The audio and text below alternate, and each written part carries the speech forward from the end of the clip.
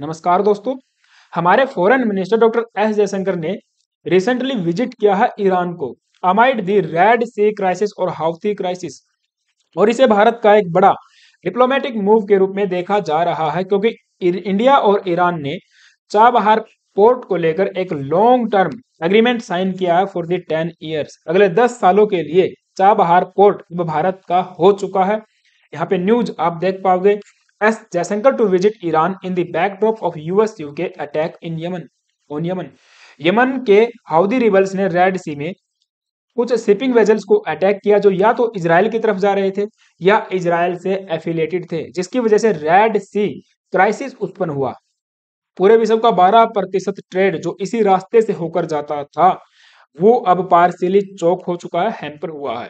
बड़ी बड़ी shipment companies ने अपने ऑपरेशंस को होल्ड किया है, क्योंकि यमन ने ड्रोन से अटैक करना स्टार्ट किया। और ये सब ईरान समर्थित है, ईरान इनको सपोर्ट करता है। हालांकि ईरान ने डिसमिस किया इन सब बातों को कि हमारी कोई भी इन्वॉल्वमेंट नहीं है इन दी रेड सी शिप अटैक्स। अब आप रिटालिएशन में कहिए या फिर फ्री नेविगेशन सिस्टम को एज्योर करने के लिए कहिए, यूएस और उसके समर्थित देशों ने हाउदीज के ऊपर अटैक करना स्टार्ट कर दिया है। पहला अटैक 12 जनवरी को हुआ, लेकिन इससे पहले 3 जनवरी को इन्होंने वार्न किया था हाउदीज को। US led coalition warns Houthis of consequences after Red Sea attack कि इमीडिएट प्रभाव से आप इलीगल अटैक्स को स्टॉप कीजिए, अन्यथा परिणाम भुगतने के लिए तैयार रहना। लेकिन यमन यहाँ पे रुकने वाला नहीं था, कंटिन्यू अटैक किए जा रहा था, जिसकी वजह से यूएस को भी मैदान में उतरना पड़ा।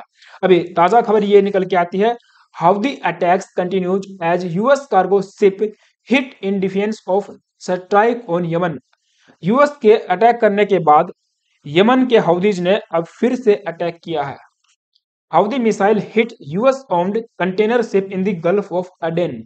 अब इसकी वजह से ये वाला जो रास्ता था, जो रेड सी से होकर जाता था, आप देखिए यहाँ पे अरब सागर, फिर बाब उल मंदेब होते हुए रेड सागर, ऊपर स्वेज कनाल से जाकर अटलांटिक ओशन, और फिर आप वहां पे नॉर्थ अमेरिका या फिर यूरोप को एक्सेस करते थे। ये रास्ता सुरक्षा की दृष्टि से अब इस्तेमाल करने योग्य नहीं है। अब इस पूरे सिनेरियो को आप कुछ ऐसे समझिए, ऊपर तो यूक्रेन रसिया युद्ध चल रहा है, नीचे इजराइल हमास, और इन दोनों की वजह से विश्व के अधिकतर देश दो खेमों में बटे हुए नजर आएंगे। एक तो वो जो यूएस और इजराइल को अपना समर्थन देते हैं, दूसरी तरफ इनके इनेमी के रूप में या फिर जो हमास और पैलेस्टाइन को अपना समर्थन देते हैं। यूक्रेन रशिया सिनेरियो में जो रशिया के साथ में है, लेकिन भारत जैसे न्यूट्रल देश के लिए ये एक पेचीदा स्थिति को क्रिएट करता है कि किसके साथ में जाएं, किसके साथ में न जाएं। लेकिन भारत की डिप्लोमेसी की दाद देनी पड़ेगी, बड़ी ही काबिले तारीफ है। बड़े ही सधे हुए तरीके से और बैलेंस्ड तरीके से हमने दोनों सिचुएशन को हैंडल किया, और इस दोनों युद्ध की वजह से पूरे विश्व का जो ट्रेड है वो तो प्रभावित होना लाजमी था, और वो हुआ भी। यूक्रेन रशिया कॉन्फ्लिक्ट की वजह से इसेंशियल कमोडिटीज के प्राइस अपनी चरम सीमा पे हैं, हाई हो चुके हैं, और यहाँ पे तो आप देखिए पूरा शिपमेंट ही प्रभावित हो रहा है। तो भारत को नए रास्ते तलाशने पड़ेंगे। हमारा जो ट्रेड है यूरोप के साथ में भी, मिडल ईस्ट के साथ में, रसिया के साथ में स्मूथली चलता रहे, उसमें कोई रुकावट न हो, रेड सी क्राइसिस की वजह से भी या फिर किसी दूसरे क्राइसिस की वजह से।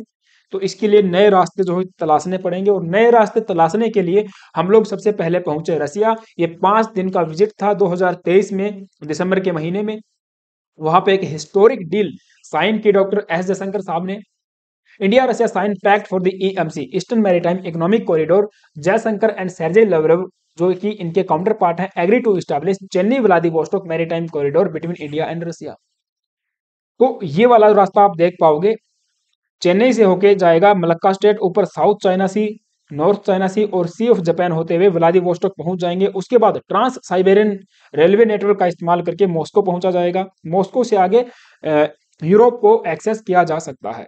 अब जो एग्जिस्टिंग वे है तो वो तो सुरक्षा की दृष्टि से इस्तेमाल करने योग्य नहीं है, और वैसे भी ये लंबा पड़ता है, दूरी इसकी बहुत ज्यादा है, 8,675 नॉटिकल माइल्स, किलोमीटर्स में 16,500 किलोमीटर के आसपास है। लेकिन एग्जिस्टिंग जो अभी नया जो रास्ता है वो 5647 नॉटिकल माइल्स या फिर 10,500 किलोमीटर के आसपास। तो काफी समय की बचत होगी हमारी। ये बेहतरीन रास्ता अभी अख्तियार किया गया है, इसके ऊपर भी काम चल रहा है। सो प्रेस कॉन्फ्रेंस में सर्जेई लैवरोव ने इसका जो कि वर्णन किया था, international north south transport corridor का और चेन्नई व्लादिवोस्टोक कॉरिडोर। तो दो रूट बेसिकली जो इंडिया के लिए इंपॉर्टेंट है, ये वाला और ये वाला। तो आईएनएसटीसी की अगर हम बात करें, ये आप देखिए मुंबई से होके जाएगा और इसके बाद हम पहुंचेंगे ईरान। ईरान पहुंचेंगे चाबहार पोर्ट पे या फिर हम जाएंगे ईरान के बंदर अब्बास पोर्ट पे। तो दोनों ही रास्तों से हम लोग जाते हैं फिर तेहरान। आप देखिए यहाँ से जाहिदान होते हुए तेहरान पहुंचा जाएगा और फिर तेहरान से हम लोग सेंट्रल एशिया को एक्सेस कर सकते हैं, यूरोप को एक्सेस कर सकते हैं रेलवे नेटवर्क के माध्यम से भी, या फिर रोड को कंस्ट्रक्ट करके भी पहुंचा जा सकता है और पूरे ईरान में भी फैल सकते हैं। ठीक है। अगर हमको फिर जाना है मॉस्को, तो मॉस्को जाने के लिए कैस्पियन सागर का इस्तेमाल किया जा सकता है या फिर बाकू अजरबैजान होते हुए हम लोग रेलवे और रोड कंस्ट्रक्शन नेटवर्क के माध्यम से मॉस्को पहुंच सकते हैं। फिर मॉस्को से आगे तो आपको पता है यूरोप को भी एक्सेस मिल सकता है। तो ये वाला जो रास्ता है, बेहतरीन रास्ता देखने को मिलता है। 7200 यानी कि 7200 किलोमीटर का ये रास्ता है। लेकिन यहाँ पे पहले कंस्ट्रक्शन का काम होना बहुत जरूरी है। तो इसके लिए रसिया हम लोग पहुंचे और रसिया ने अपना फुल समर्थन यहाँ पे दिया है कि जितना भी फंडिंग होगी वो जो कि वहाँ पे की जाएगी रसिया की तरफ से भी, और कुछ बड़े जो बैंक हैं जो लोन वगैरह देते हैं उनसे भी यहाँ पे फंडिंग जो कि ली जाएगी और रसिया इस काम को करेगा। अब देखिए इस रास्ते को बनाने के लिए हम पहुंचते हैं चाबहार पोर्ट जो कि है ईरान में। तो चलिए अब चलते हैं ईरान में चाबहार पोर्ट के पास में। लेकिन ईरान जाने से पहले आप सभी से छोटी सी रिक्वेस्ट है यार, अगर तो आप चैनल पे नए आए हो प्लीज एक सब्सक्राइब कर लेना, बेल आइकन को प्रेस कर देना। नाउ 14 एंड 15 जनवरी को ये 2 दिवसीय विजिट था ईरान में और हमने कई इश्यूज के ऊपर यहाँ पे डिस्कशन किया, जैसे bilateral, regional and global issues, political corporation के ऊपर बात हुई, कनेक्टिविटी इनिशिएटिव हुआ। कनेक्टिविटी इनिशिएटिव को लेकर तो बड़ी खबर निकल के आती है कि India Iran reach final agreement to develop Chabahar port. और इसके लिए हमने वहाँ के एफएम यानी कि फॉरेन मिनिस्टर से बातचीत की, डिस्कशन वहाँ पे किया कि चाबहार पोर्ट को अब कंप्लीटली जो कि बनाया जाए, उसको डेवलप किया जाए। ये गल्फ ऑफ ओमान में पड़ता है, आप यहाँ पे देख पाओगे गल्फ ऑफ ओमान के मुहाने पे चाबहार पोर्ट देखने को मिलेगा और ये ईरान का एक आइकॉनिक पोर्ट है, बहुत बड़ा पोर्ट है। बेसिकली यहाँ पे दो पोर्ट देखने को मिलते हैं, दो टर्मिनल देखने को मिलते हैं, शहीद कालांतरी पोर्ट एंड शहीद बेहेस्ती पोर्ट। अब जो शहीद बेहेस्ती पोर्ट है इसके लिए हमने एग्रीमेंट साइन किया था 2016 में। आप देख पाओगे 2016 में पहली बार बातचीत हुई थी यहाँ पे, India Iran Afghanistan science Chabahar port agreement. तो ये एक ट्राईपार्टाइट एग्रीमेंट था उस टाइम पे। ये अशरफ गनी आप यहाँ पे देख पाओगे, अफगानिस्तान के जो प्रेसिडेंट थे, और यहाँ पे राउसी करके हैं, और हमारे प्राइम मिनिस्टर नरेंद्र मोदी जी। तो इंडिया ईरान ने ऑफर किया था बेहेस्ती पोर्ट को डेवलप करने के लिए और हमने भी खुशी खुशी इसको स्वीकार किया, क्योंकि जो कालांतरी जो पोर्ट है ये पहले से ही डेवलप्ड है।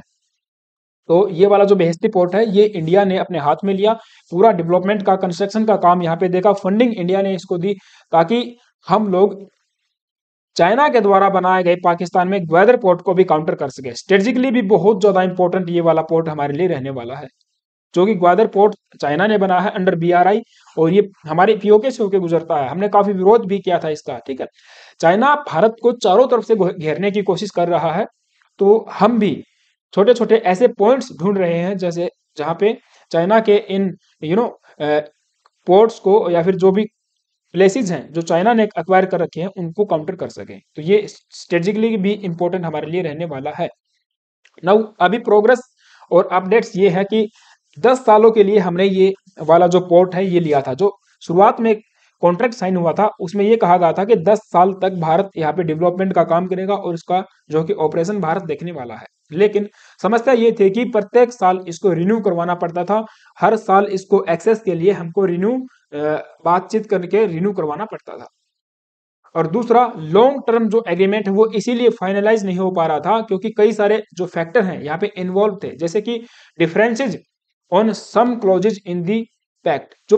जो कॉन्ट्रैक्ट साइन हुआ शुरुआत में ही उसमें ही कुछ डिफरेंस क्रिएट हो गए थे, जैसे कि ज्यूरिसडिक्शन को लेकर। अब ज्यूरिसडिक्शन का मीन्स ये हुआ कि अगर कोई डिस्प्यूट होता है दोनों देशों के बीच में, कोई झगड़ा होता है, कोई तनातनी होती है, तो उसको सुलझाया कहाँ पे जाएगा, ज्यूरिसडिक्शन किस कोर्ट का होगा, यानी कि आर्बिट्रेशन कहाँ पे होगा। तो इसके लिए भारत ने सुझाव दिया कि कोई न्यूट्रल कंट्री यहाँ पे हो सकती है, ईरान और इंडिया को छोड़ के कोई भी न्यूट्रल देश यहाँ पे हो सकता है। लेकिन ईरान यहाँ पे प्रेफर कर रहा था या तो हमारा खुद का कोर्ट हो, इंडिया का या ईरान का, या फिर कोई हमारा मित्र देश होना चाहिए, जैसे कि जो ईरान का भी मित्र है और इंडिया का भी। तो यहाँ पे बातचीत नहीं बन पा रही थी। और दूसरा एक कंसर्न था सैंक्शंस को लेकर। अब 2016 में बातचीत स्टार्ट हुई, 2017 में इसके ऊपर काम स्टार्ट हुआ, लेकिन 2018 में भी सैंक्शन लगने स्टार्ट हो जाते हैं, जो कि 2020 तक हैवी सैंक्शंस इंपोज किए गए यूएस के द्वारा। री इंपोज किया गया था सैंक्शंस को, क्योंकि यूएस ने कहा ईरान जो है न्यूक्लियर प्रोजेक्ट के ऊपर काम कर रहा है, और वो यदि कंप्लीट हो जाता है तो न्यूक्लियर पावर बन जाता है ईरान, जो पूरे रीजन के लिए कहीं ना कहीं खतरा साबित हो सकता है। तो इसीलिए इस प्रोजेक्ट को बंद करवाने के लिए सैंक्शंस इंपोज किए गए थे ईरान के ऊपर। और फिर बाद में यूएस के द्वारा एज्योर किया गया इंडिया को भी और अफगानिस्तान को कि चाबहार पोर्ट को कोई भी इम्पैक्ट नहीं होगा ईरान के सैंक्शन की वजह से, क्योंकि फॉर्मली इसको एग्जेम्प्ट कर दिया जाता है 2018 में ही फ्रॉम दी सैंक्शंस, राइट। क्योंकि यूएस को कहीं ना कहीं लग रहा था कि देखिए ये अफगानिस्तान भी इसमें इन्वॉल्व है और इंडिया भी, तो इंडिया और अफगानिस्तान को देखते हुए एग्जेम्प्ट किया गया। हालांकि कहीं ना कहीं प्रभावित हुआ, इसीलिए तो ये काम लेट हुआ, लेकिन अब फाइनली इंडिया और Iran have reached the final agreement on India's first foreign port, that is Chabahar port. अब ये वाला जो एग्रीमेंट हुआ है ये रिप्लेस करेगा ओरिजिनल कॉन्ट्रैक्ट को, जो मैंने बताया कि रिन्यू करवाना पड़ता था एवरी ईयर। सो इंडिया के जो ऑपरेशन है बेहस्ती पोर्ट टर्मिनल पे, ये अब इसको रिन्यू करवाने की जरूरत हमको नहीं पड़ेगी, ये 10 साल के लिए वैलिड रहेगा और ऑटोमेटिकली अगले साल एक्सटेंड हो जाएगा। And now, according to recent reports, India and Iran have narrowed the gap on the arbitration issue and are looking at the option of taking up these matters at the arbitration courts in the location such as Dubai. तो Dubai वाले court में हम लोग इस issue को solve कर सकते हैं। ऐसा आर्बिट्रेशन वाला जो कोर्ट है वो दुबई पे दोनों राजी हुए हैं। और टैरिफ को लेकर, कस्टम क्लियरेंस को लेकर, सिक्योरिटी अरेंजमेंट्स को लेकर भी जितने इश्यूज थे वो सब अब धीरे धीरे खत्म किए जा रहे हैं और काफी हद तक हो चुके हैं, ठीक है। तो ईरान के अंदर चाबहार पोर्ट हमारे लिए बहुत ज्यादा मायने रखता है, इसको डेवलप करना हमारे लिए बहुत जरूरी है, आइनस्टी को भी चलाने के लिए, अफगानिस्तान के एक्सेस के लिए। इवन देखिए अफगानिस्तान से हम लोग फिर सेंट्रल एशिया भी जा सकते हैं। तो ये बेहतरीन अपॉर्चुनिटी भारत के लेके आने वाला है। अब ऐसा नहीं है कि चाबहार पोर्ट को हमने पहले इस्तेमाल नहीं किया है। अफगानिस्तान में जब हमने 50 मेट्रिक टन गेहूं भेजा था तो इसी पोर्ट का इस्तेमाल हमने किया था, ठीक है। तो अभी भी इस्तेमाल करते आ रहे हैं। और रेलवे नेटवर्क जो था वो बनाने का जो बिड थी वो भारत के हाथ से चली गई थी, वो थोड़ा सा कंसिक्वेंस है। चलिए ये आर्टिकल था, ये न्यूज थी। आई होप कि आपको चीजें समझ में आई होंगी। गाइज आपका क्या ओपिनियन है इसके ऊपर प्लीज से मुझे कमेंट बॉक्स में जरूर बताना। एंड हाँ, चैनल पे यदि नए आए हो तो आपसे एक बहुत रिक्वेस्ट है यार, सब्सक्राइब करके ही जाना। Thank you guys, have a nice day.